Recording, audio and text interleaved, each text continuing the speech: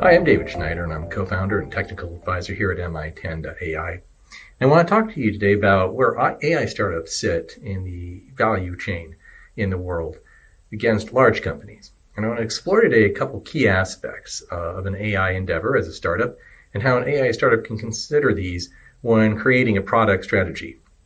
The aspects we're going to consider today are model data volume, existing market competitors, not current ones that are also in your space, and the founder value. So the first part I want to look at is the model data volume. And we're just simply recognizing here that for many AI endeavors, having a sufficient volume of well-characterized and labeled data is really necessary for at least meaningfully a validation step that says you have a good product. Now, for those of you that don't know what all the gibberish means,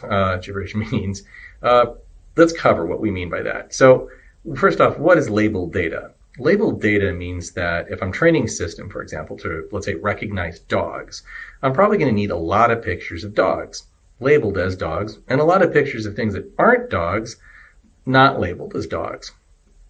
Pretty simple, right? So the next part is, what do we mean by well characterized? Well, let's say I've got, a million pictures of my dog. That's not really great on training a system to recognize all dogs. It'll be really good at recognizing my dog, though. So we want pictures of lots of dogs, and we don't just want pictures of dogs in a park, because then we're just recognizing dogs in parks. So we want lots of types of dogs and lots of different conditions and lots of lighting conditions from all different angles.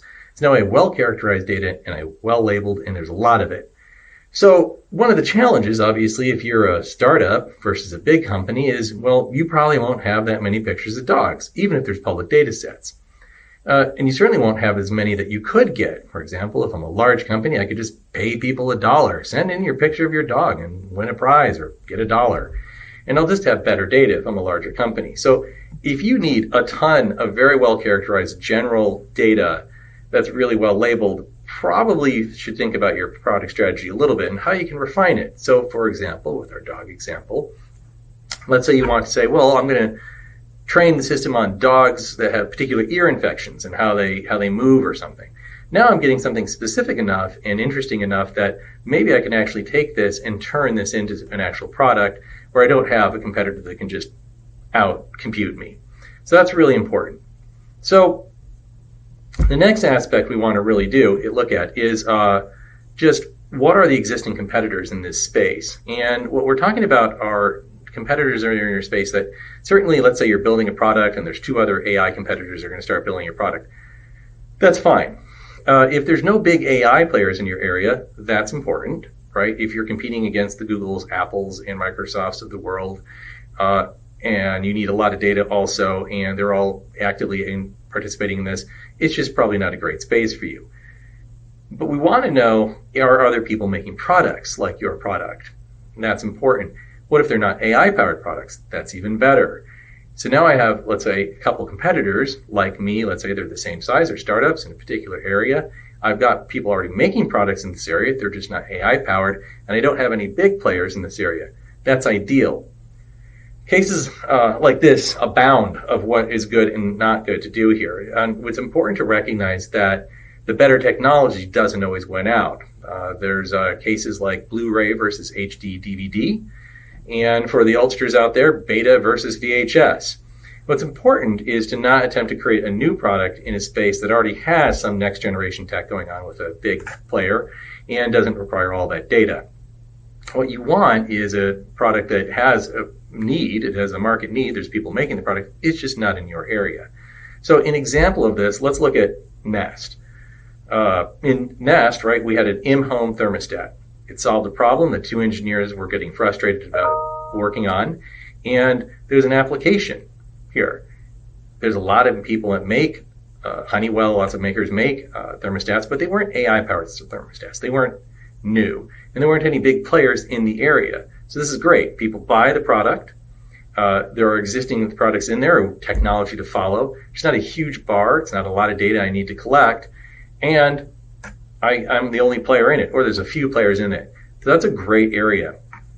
The last thing we're going to look at is, and it kind of fits into this, is the founder value. And it fits in great with the Nest story, because what does the founder bring to the company? And this is really important to get equity. to get funding and to figure out what your equity is. So with Nest, we had two founders that were engineers, and they only needed about $250,000 to basically prototype their product.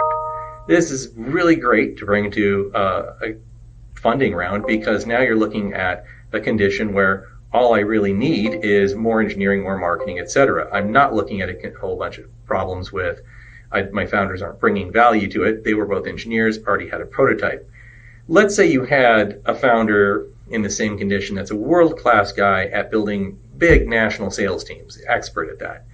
That's great, but probably as a founder getting a lot of equity, not bringing a ton of value initially. It certainly can work out. I hardly mean to say that it can't, but can be a challenge to overcome to get that external funding. Naturally, there's exceptions to all this. I mean, famously, Steve Jobs was a visionary, didn't have really the engineering chops, but his leadership and vision eventually helped guide Apple, obviously, to the position it is in today.